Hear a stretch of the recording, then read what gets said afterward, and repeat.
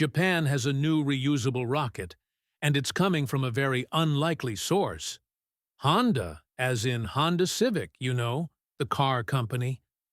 And they didn't just make a computer rendering of a concept that they want to build someday.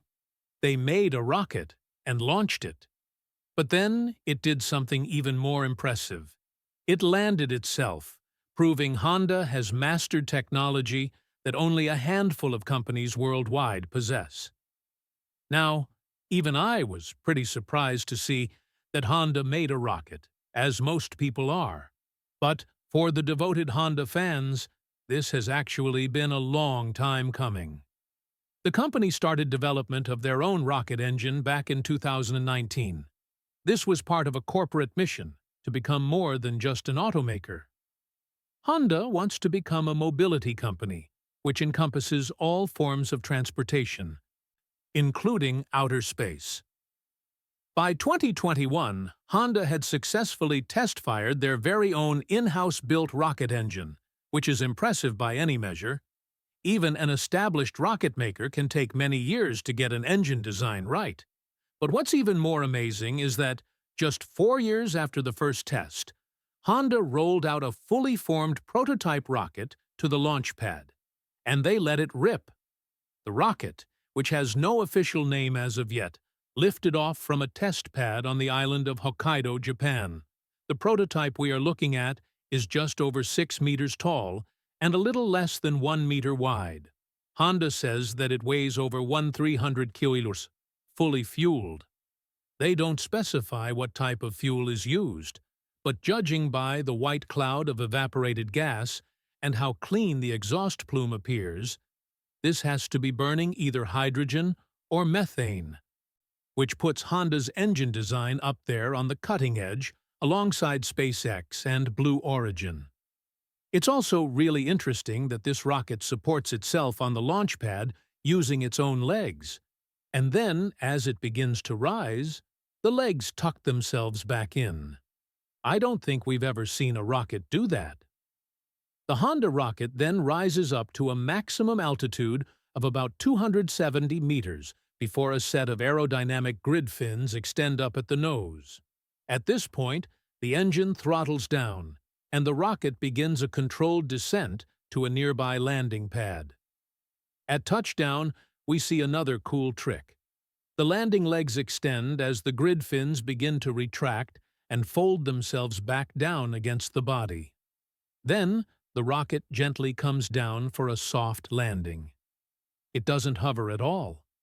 It just touches down in one smooth motion. We can see a little bit of spring in the landing legs, and then the engine cuts off and all of the excess fuel is immediately vented to make the rocket safe. The whole flight lasted just less than 1 minute, and it was seriously impressive. This mimics the Grasshopper test vehicle from the early days of SpaceX, which proved Falcon 9 refills. Flight 9 landings were possible. Although the Honda rocket is far more technologically advanced than the Grasshopper, it's also been more than a decade since those old SpaceX tests.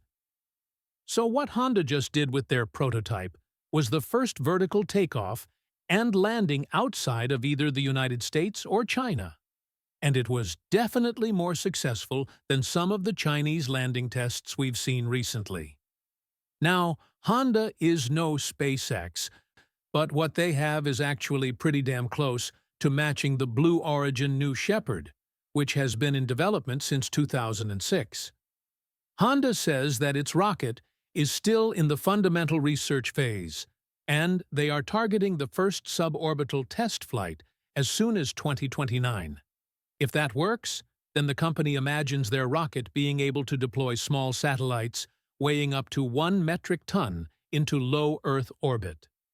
The company suggested in a press release that a Honda-built rocket might launch Earth observation satellites to monitor global warming and extreme weather, and satellite constellations for wide-area communications.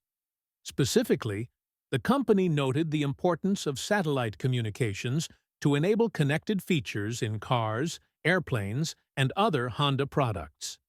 This week, The European Space Agency signed an agreement to participate in a brand new space station, marking their first major step towards life after the ISS.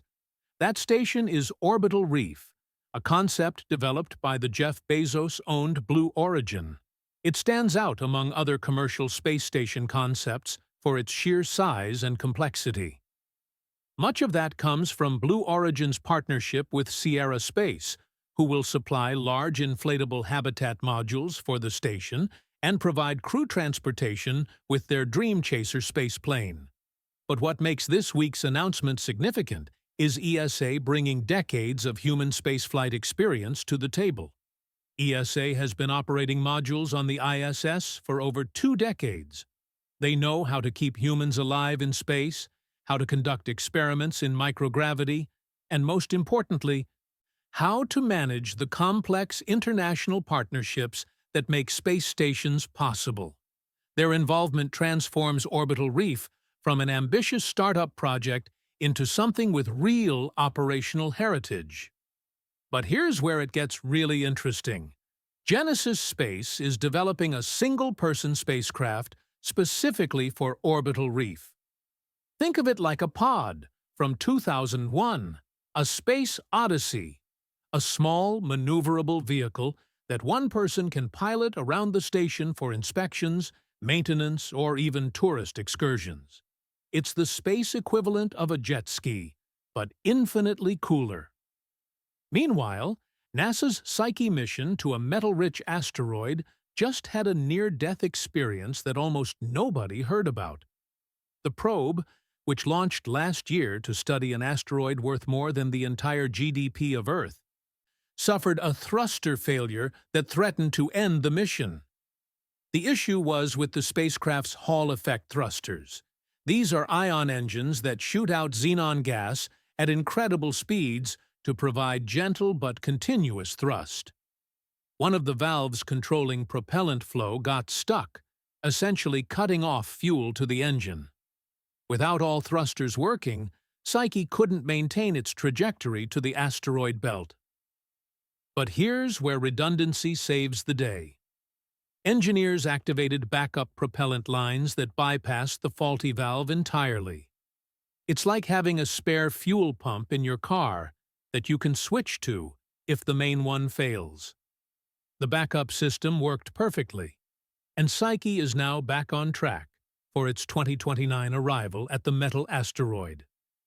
What connects all these stories, Honda's rocket, Orbital Reef, and Psyche's recovery, is that we're entering an era where space isn't just for governments and billionaires anymore.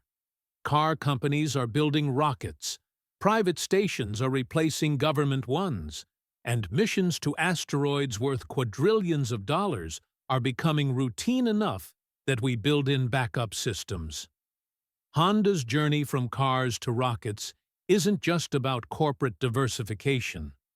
It represents a fundamental shift in how we think about transportation. In Honda's vision, your morning commute might start in an electric car, continue on a hydrogen-powered aircraft, and for some, end at a space station launched by a Honda rocket.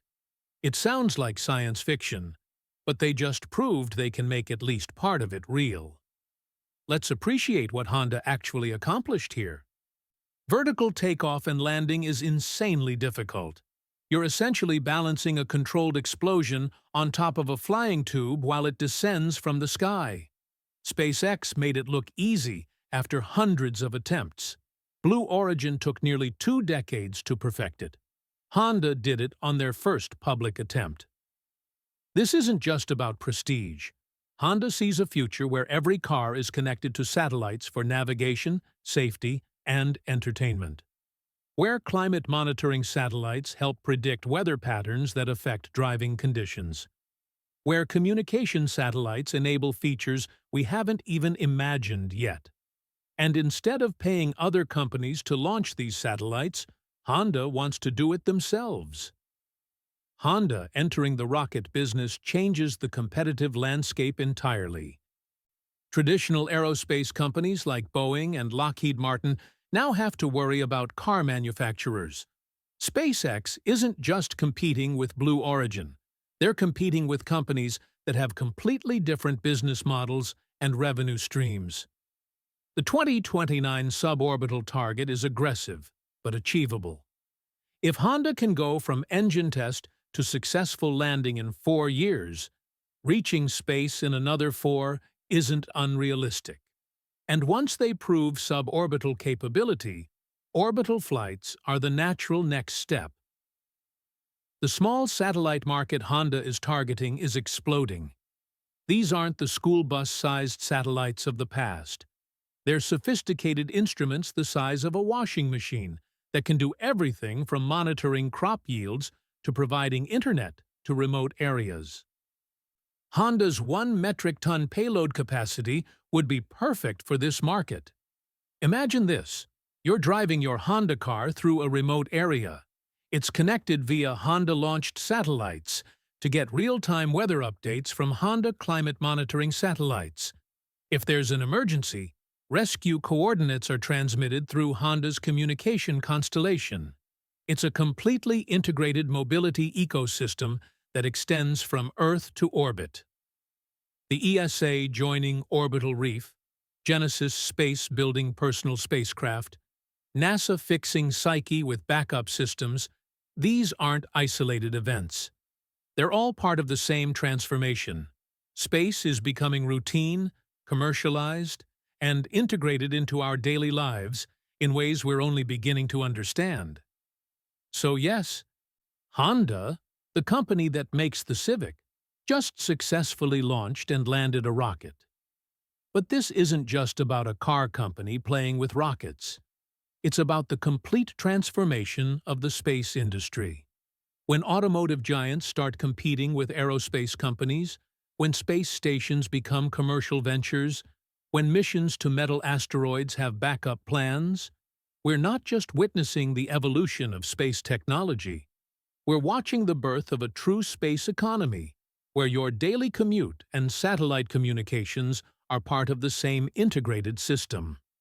The next decade will see more changes in space technology than the previous 60 years combined. Honda's rocket is just the beginning. Soon, we might see Toyota building lunar rovers, Mercedes designing space station modules, or Tesla. Well, Tesla's already there. The point is, the barriers between industries are dissolving. And for those of us watching from Earth, or maybe someday from a Honda-launched satellite's perspective, the view is going to be absolutely incredible.